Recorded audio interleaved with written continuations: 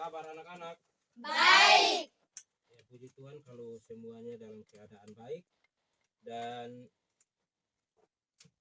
untuk pertemuan kita kali ini, saya percaya bahwa anak-anak semua masih dalam keadaan yang sehat-sehat. Lalu sebelum kita memulai dengan kegiatan pembelajaran kita hari ini, saya minta salah satu anak untuk memimpin kita dalam doa. Mari kita sama-sama menghadap Tuhan dalam doa. Mari kita berdoa. Dalam nama Bapa dan Putra dan Roh Kudus. Amin. Bapa kami yang ada di surga, dimuliakanlah namamu. Datanglah kerajaan-Mu, jadilah kehendak, tapi bebaskanlah kami dari yang jahat. Amin. Dalam nama Bapa dan Putra dan Roh Kudus. Amin. Baik, terima kasih Yohana yang sudah memimpin kita dalam doa sebelum kita mulai dengan pembelajaran kita hari ini. Dan sebelum kita memulai dengan pembelajaran kita hari ini,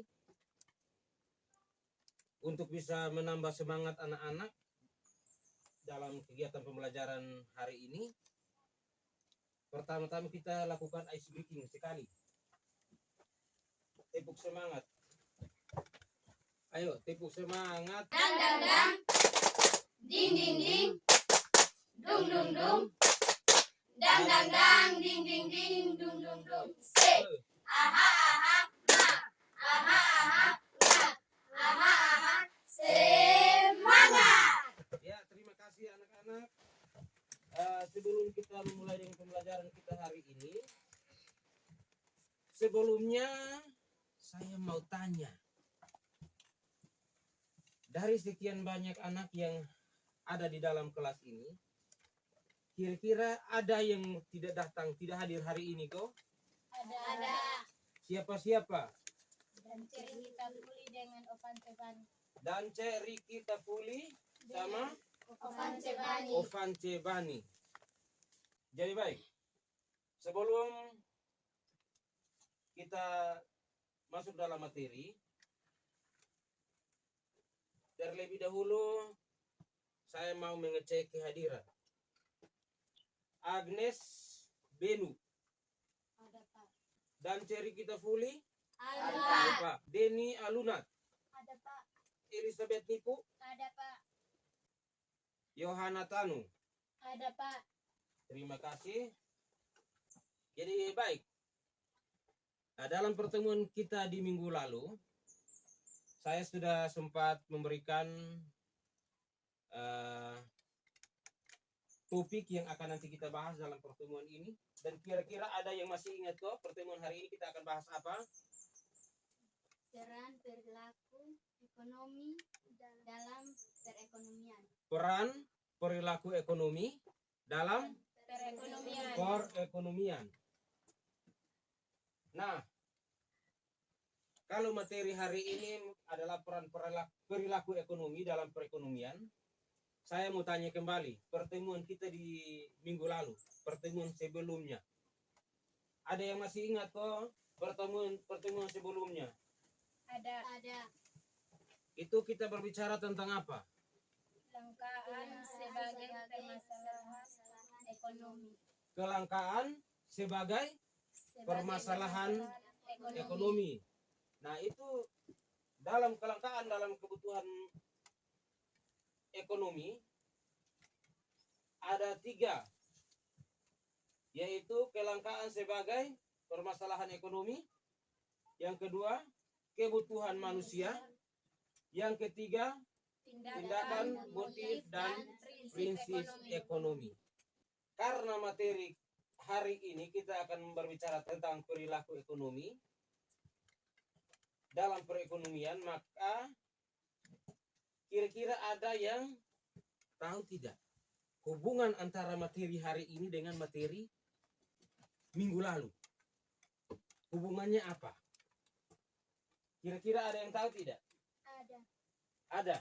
Silahkan, Elizabeth. Hubungannya adalah berbicara tentang bagaimana manusia dalam memenuhi kebutuhannya. Iya, benar. Hubungan materi di minggu lalu dengan materi yang akan kita bahas hari ini, kita akan berbicara tentang hubungan bagaimana manusia di dalam memenuhi kebutuhannya. Dalam pertemuan kita kali ini, kita akan berbicara jauh lebih banyak tentang bagaimana memenuhi kebutuhan hidup sebagai manusia. Nah, sebelum kita melangkah lebih jauh ke dalam materi yang sudah saya sampaikan, saya mau tanya, kira-kira di dalam kehidupan keseharian anak-anak ini, perilaku ekonomi apa yang sudah anak-anak buat? Kira-kira ada tidak? Tentunya pasti ada. Tidak mungkin tidak ada. Karena sebagai manusia, otomatis kita pasti akan ada yang namanya kebutuhan yang harus kita penuhi. Saya kasih satu contoh. Salah satu kebutuhan itu kita manusia ini otomatis pasti yang pertama butuh makan. Selain makan kita butuh apa? Minum. Selain minum kita butuh apa lagi? Kita butuh juga harus istirahat. Itu kalau kita berbicara tentang kebutuhan. Dan sebagai manusia, otomatis kebutuhan pasti semakin hari semakin banyak. Kalau kita masih usia kecil, kita kebutuhan masih sedikit. Tapi semakin hari semakin kita bertambah usia, semakin besar kita sebagai manusia, kebutuhan akan semakin bertambah. Nah, semakin hari kebutuhan semakin bertambah, maka otomatis seperti kamu yang hari ini ada di sini, saya percaya bahwa kebutuhan kamu itu pasti semakin hari semakin meningkat. Yang sebelumnya mungkin ya dulunya datang sekolah, waktu masih SD, kadang butuh jajan, kadang tidak butuh jajan tuh. Ya. Tapi sekarang saya tahu bahwa semua pasti butuh jajan kalau datang sekolah. Ya. Semua pasti butuh jajan. Kecuali yang rumah dekat-dekat dengan sekolah, atau bahkan ada yang karena memang datang dari rumah dia sudah makan banyak, tidak perlu uang jajan. Tapi ingat, kebutuhan ini juga ada yang sifatnya tidak memaksa. Harus ada, harus tidak. Ada kebutuhan yang memang sifatnya memaksa dan wajib harus ada. Selain kebutuhan, ada juga yang namanya keinginan. Dan keinginan ini tidak selamanya harus dipenuhi. Karena keinginan itu bisa saja dipenuhi dan bisa juga tidak dipenuhi. Tergantung dari keadaan ekonomi setiap orang. Kenapa demikian? Karena saya kasih satu contoh. Yohana harus punya HP yang memang merek iPhone. Dengan harga sekarang yang paling murah itu 20-an juta sekarang. Nah, itu bukan kebutuhan tapi karena keinginan Yohana untuk memiliki HP tersebut. Kalau dilihat dari segi kemampuan Yohana untuk memiliki HP, Yohana tidak mampu untuk memiliki HP itu, maka keinginan itu bisa ditunda. Bisa saja tahun depan, 2 tahun yang akan datang, 3 tahun yang akan datang. Sampai kapan Yohana punya uang yang cukup dan sudah merasa mampu untuk bisa memiliki iPhone tersebut, baru bisa beli. Itu namanya keinginan. Terakhir, dia tunda lagi. Nah, terkadang keinginan ini membuat kita sebagai manusia terkadang merasa bahwa saya ini harus berusaha untuk memiliki. Nah, berusaha untuk memiliki otomatis harus kerja. Berarti ada hubungannya kembali dengan materi kita, yang akan kita bahas hari ini, yaitu tentang apa? Perilaku ekonomi dalam perekonomian. Peran Perilaku perilaku ekonomi dalam perekonomian. ekonomi dalam perekonomian. Nah, ada hubungannya dengan peran perilaku ekonomi dalam perekonomian.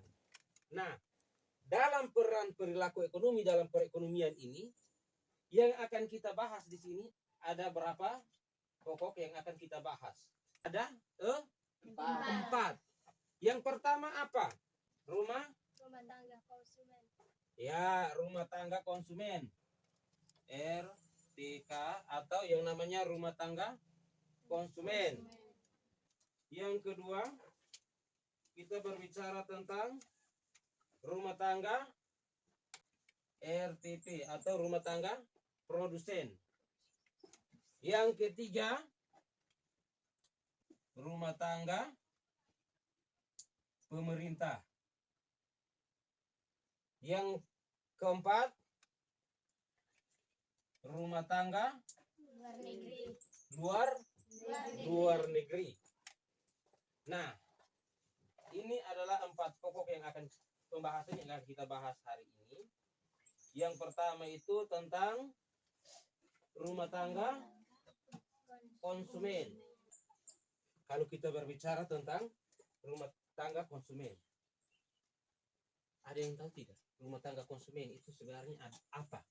Ya, rumah tangga konsumen atau yang namanya rumah tangga konsumen itu adalah sekelompok masyarakat yang terbentuk di dalam rumah tangga yang ada, sehingga di situ ada yang namanya kebutuhan dan juga keinginan yang harus dipenuhi. Untuk memenuhi kebutuhan yang ada di dalam rumah tangga masing-masing orang, dalam hal ini rumah tangga keluarga, di situ dalam rumah tangga keluarga tersebut membutuhkan yang namanya barang dan juga jasa. Ada barang dan jasa yang dibutuhkan oleh keluarga dan bahkan kita sebagai konsumen. Itu wajib hukumnya untuk kita penuhi. Di dalam rumah tangga konsumen ada memiliki dua peran yang sangat penting, yaitu yang pertama sebagai konsumen. Dalam rumah tangga keluarga ada memiliki peran yang pertama itu yaitu konsumen. Yang kedua sebagai penyedia faktor produksi. Yang kedua sebagai penyedia faktor produksi. Sebagai konsumen, kira-kira apa yang kita butuhkan di dalam rumah tangga masyarakat? Butuh makan, butuh minum, butuh istirahat, dan bahkan masih banyak kebutuhan. Termasuk diantaranya sekolah. Kita datang sekolah sebagai anak sekolah itu juga termasuk dalam kebutuhan. Karena di zaman sekarang kalau anak-anak tidak sekolah, kita kalau tidak sekolah juga sama saja. Lebih baik harus sekolah. Nah, itu tidak merupakan peran yang penting di dalam rumah tangga keluarga, yaitu sebagai konsumen dan juga penyedia faktor produksi. Nah, sebagai penyedia faktor produksi, kira-kira apa saja yang perlu kita sediakan sebagai faktor produksi di dalam memenuhi kebutuhan ekonomi. Sebagai rumah tangga keluarga perlu ada yang namanya penyedia faktor produksi. Di antaranya kita sebagai siswa yang hari ini ada di sini, ini kita juga sebagai sumber produksi, sumber faktor produksi. Karena apa? Kenapa saya bilang seperti itu? Karena dengan kita sekolah, kita datang sekolah, kita belajar, kita sudah pintar.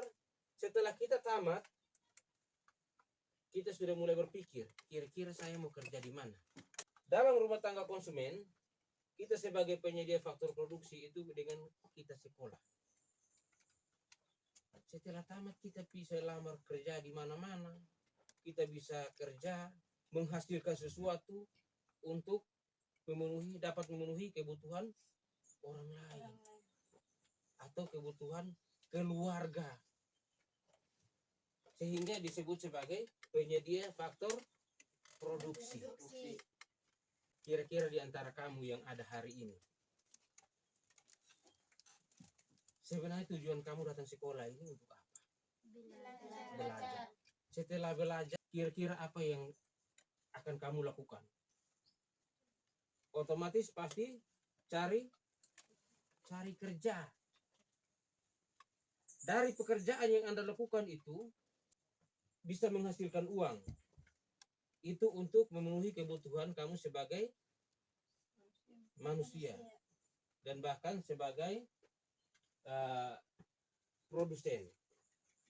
Tapi dalam rumah tangga produksi, anak-anak dituntut setelah kita tamat dari sekolah ini, kita sudah bergabung dalam dunia kerja, otomatis kita menghasilkan sesuatu untuk orang lain. Selain itu, setelah kita menghasilkan sesuatu untuk orang lain, otomatis kita mendapatkan imbalan berupa gaji atau upah. Nah, itu kita berbicara tentang rumah tangga keluarga. Kalau kita berbicara tentang penyedia faktor produksi atau sebagai orang yang punya keahlian di dalam menghasilkan sesuatu untuk dapat memenuhi kebutuhan, baik itu rumah tangga konsumen atau masyarakat pada umumnya, maka ada yang namanya pendapatan rumah tangga.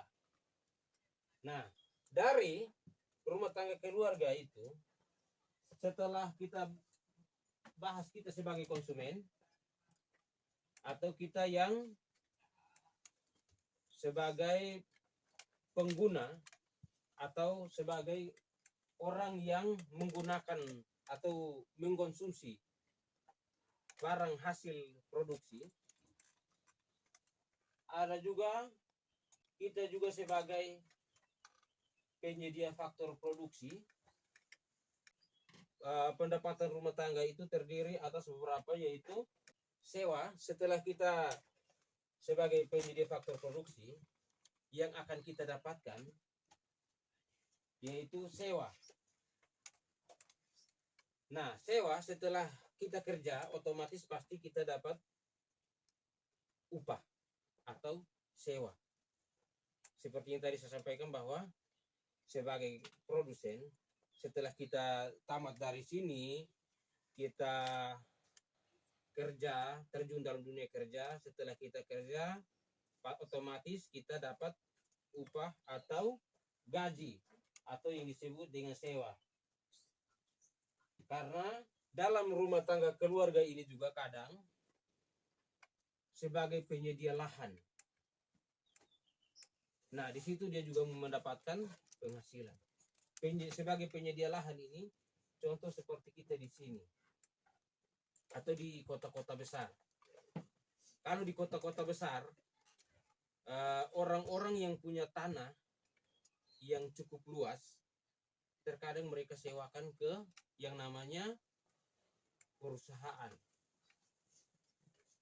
Nah, setelah disewakan ke perusahaan, maka secara otomatis mereka pasti mendapatkan penghasilan. Mendapatkan penghasilan dari tanah yang disewakan. Nah, itu biasanya kalau di kota-kota itu bervariasi, harganya bervariasi. Yang ada di pusat kota harganya beda, yang ada di pinggiran kota itu juga kadang harganya beda. Atau bahkan ada di tempat-tempat yang walaupun di luar dari kota, tengah kota, tapi daerah itu ramai, maka otomatis sewanya juga pasti berbeda. Nah, setelah kita menyewakan tanah yang kita punya kepada perusahaan, otomatis setelah perusahaan berdiri, mereka pasti membutuhkan yang namanya tenaga kerja. Kebanyakan di kota-kota besar itu, orang-orang yang menyewakan di punya tanah, kasih sewa tanahnya untuk perusahaan itu, kebanyakan dengan perjanjian agar anak-anaknya yang ada di sekitar situ dipekerjakan dalam perusahaan. Sehingga di situ mereka bisa mendapatkan upah dari hasil kerja yang mereka lakukan di dalam perusahaan. Nah, itu sumber pendapatan yang akan diterima oleh rumah tangga konsumen. Sampaikan di sini bahwa yang namanya rumah tangga konsumen, dia memiliki ada beberapa sumber pendapatan. Yang pertama, upah atau gaji. Yang kedua, setelah kita ada upah atau gaji, kita yang namanya bunga. Yang ketiga, laba atau keuntungan. Yang keempat, sewa.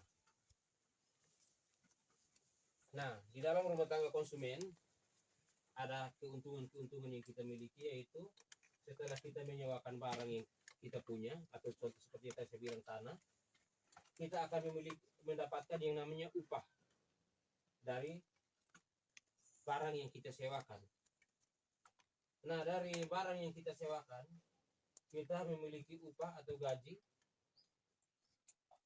dan dari gaji yang ada, tidak selamanya gaji yang kita terima itu kita pakai habis. Tidak mungkin kan? Iya. Kalau seperti ini penghasilan kurang dari 1 juta, ya pasti dalam 1 bulan otomatis pasti habis. Tapi kalau pendapatan kita lebih dari itu, maka secara otomatis pasti ada yang namanya bunga, dan ada juga laba, keuntungan yang kita dapatkan dari hasil sewa barang atau tanah yang kita sewakan ke perusahaan. Itu kita berbicara tentang rumah tangga keluarga. Sekarang kita berpindah lagi ke sini, yaitu ada rumah tangga produsen. Kalau kita berbicara tentang rumah tangga produsen, kita berbicara tentang penyedia barang atau jasa. Sebelum kita bahas lebih jauh, saya mau tanya lebih dulu. Ini apa? Baju. Kalau ini? Celana. Kalau yang ini? Snowman. Ya. Ini semua hasil produksi. Ada yang pakai jam tangan? Ada. Yang namanya jam tangan juga itu hasil produksi. Nah, sebagai konsumen, untuk bisa dapat memenuhi kebutuhan konsumen atau kebutuhan kita membutuhkan yang namanya rumah tangga produsen.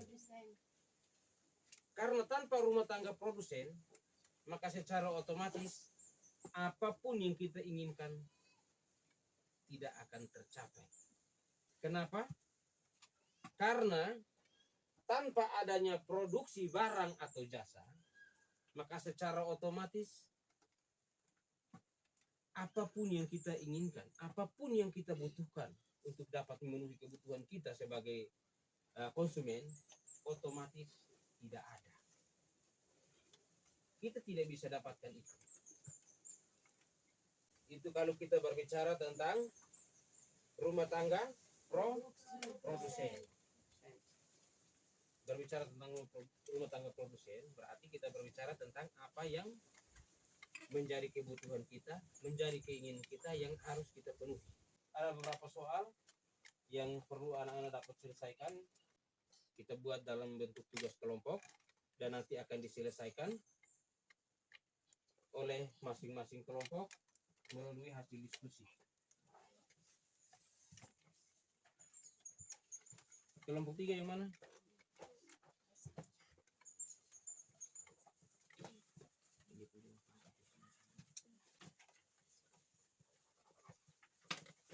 Kelompok terakhir, kelompok 4.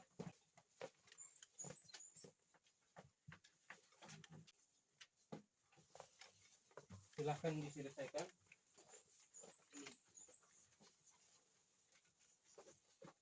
Ini lembar kerja peserta didik ini nanti dikerjakan di sini, materinya ada di sini. Silahkan langsung kerja.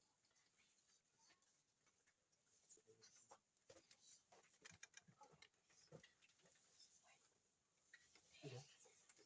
Ini nomor 1. Semua sudah selesai kok? Belum. Sudah selesai kok? Yang di belakang sudah kok?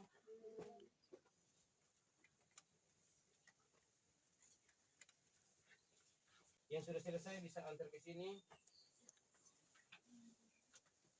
Kelompok 1 sudah selesai. Kelompok 2 bagaimana? Belum. Kelompok 3. Belum. Kelompok 4. Baik anak-anak semua, materi kita hari ini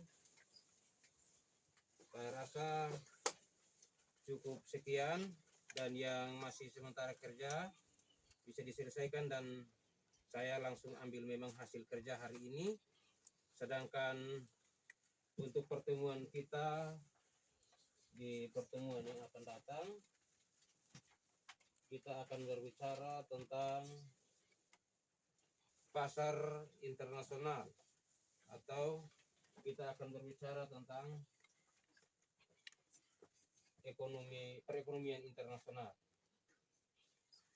Bisa dicatat materi kita yang akan datang.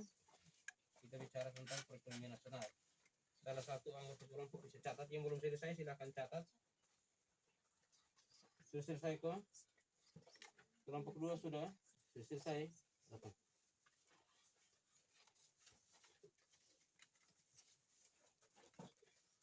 Kelompok 3 sudah selesai kok?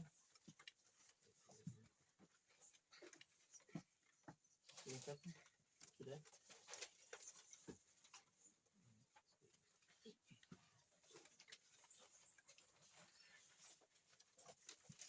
Kelompok berikut, kelompok terakhir. Silakan. Sudah selesai berdatang.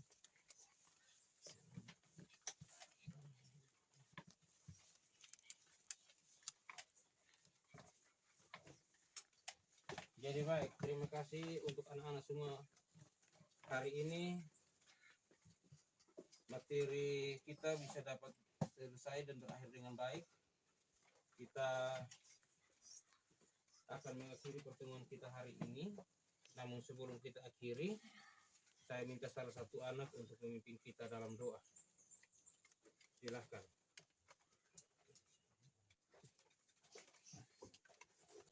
Mari kita sama-sama menghadap Tuhan di dalam doa. Mari kita berdoa. Bapa kami yang di surga, dikuduskanlah namamu, datanglah kerajaan-Mu, jadilah kehendak-Mu di bumi seperti di surga, dan kuasa dan kemuliaan sampai selama-lamanya. Amin. Oke, baik, terima kasih. Dan kita akan ketemu di pertemuan selanjutnya, yaitu di minggu depan. Siap.